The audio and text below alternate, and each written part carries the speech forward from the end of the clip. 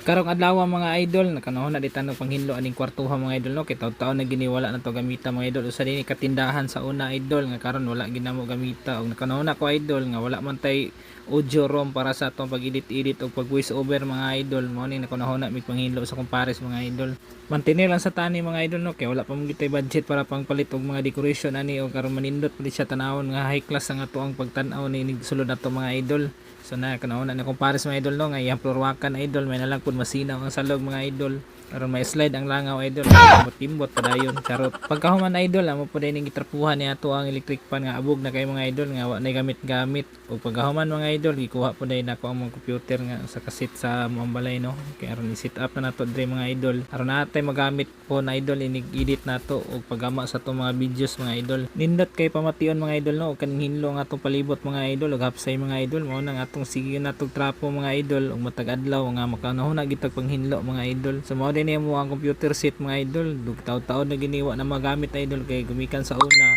kusog pa kaya ang pisonet mga idol pero minas naman na karong panahon na kay wifi na ang ginagamit sa halos tanan mga idol so mao ni mga idol no mga bata dire na po nagpundo mga idol og pohon-pohon basi maka live tapuhon mga idol no para sa atong mga shoutout sa atong mga followers og dire ra tataman mga idol.